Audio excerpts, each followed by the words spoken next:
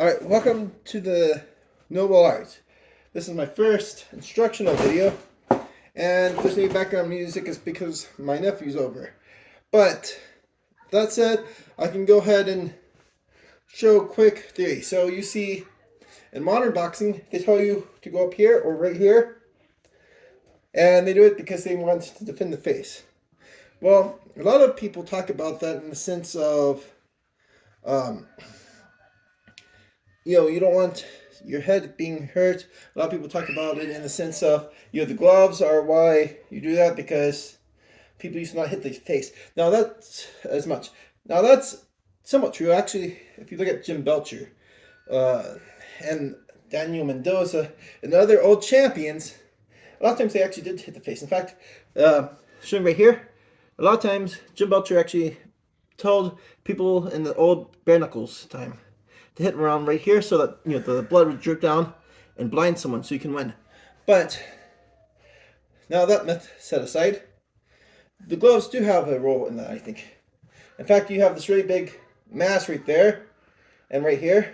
So when you're like this, there's a shield. Now the shield doesn't always work because when you're smothering it, the more someone hits, the more pain you're gonna feel. It's not a lot of pain, of course. It's just irritating, but it's still there. And some boxers have been known to slip under and hit like that. That said, there's a practical reason for this, and modern boxing coaches don't talk about it. Like the coaches for bare knuckles and Hema boxing will talk about this. But let's talk about boxing in different words. So, in the old days, you go like this. And, of course, you can't see my footwork because of how close I am to the camera. I might have to reshoot this later, but I'll hear like this. And why? Well, some sources, like some early sources on the type of boxing which we call Queensberry, say it's just an observational. No, it's not. There's a lot of sources also say this is your basic position, and that's true.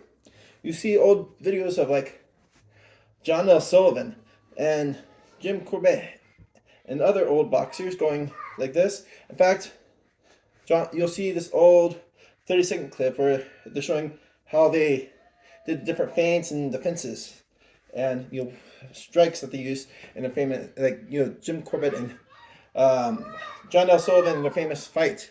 Now, there's a reason why you would want to do this, and this is just a theory, okay?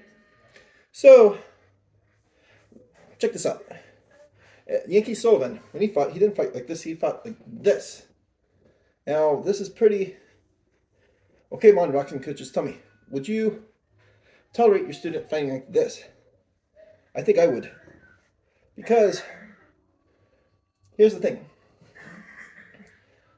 You're not blinding yourself, but you're also able to go up here like this. And he also did this, and he was a very fast boxer. In fact, some guys said he fought with grease lightning, which means he's able to go very super fast. I can't demonstrate that myself. I'm not that fast of a boxer. I'm better with footwork, actually, though. But, he's up here like this. Now, watch what I'm about to do. And I'm going to do it from here. And, in a square position. Now I'm going to go down like this. Now I'm going to go down like this. Okay, now from the side, from this. You see? High, medium, low. So you can move your arms around. They talk about this all over in old boxing too. You move your arms around and you punch, defend, counter strike, whatever you need. And not only that, but you can go here in the shelling, like for the Philly shell. They also did that. Of course, I can't really show much. This is a very tight location, so I can't really show much actual boxing. Here's another pointer on this. So, not only that, you have your standard boxing stance. With the leg work, I can't show it very well.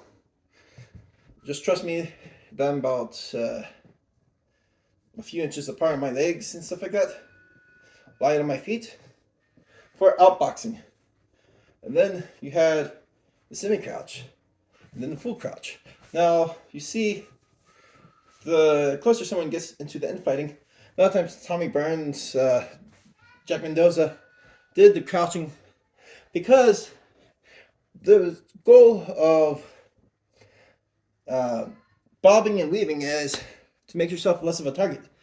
And if you're going to go up like this, you're more of a target, unless you're trying to be defensive and you Billy Shell, kind of like Floyd Mayweather Jr. But of course, what Floyd Mayweather Jr. does is really good defense against this stuff. And the whole entire point, the original point, you see this in Ned Donnelly of this particular stance, is to create space. So you have this less defense right here. So, and then I can get out and go in and strike. Now, I would show striking right now, but I can't get good angles. And so, more pointers will come later. And by the way, like, comment, subscribe. I do have a very good idea coming soon. I just need to film outside and get it set up. So in my next video, I'm going to take Western fencing techniques from historical European martial arts. And I'm going to take the katana. I have a Bakken. And I'm going to apply what I know from rapier, from saber, from longsword, and I'm going to invent my own Kenjutsu style as an experiment. Keep watching. This is going to be exciting. And this idea I got from, well, apparently a lot of people have done it before, but I'm going to do it myself. But I got this idea because there's a Kenjutsu master who actually tried to see what he could do with a longsword as a Kenjutsu master with his own school techniques. So that's what I'm going to do with the katana.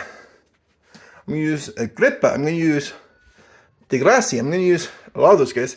I'm going to show you guys how I think a Renaissance fencer would have fought with a katana.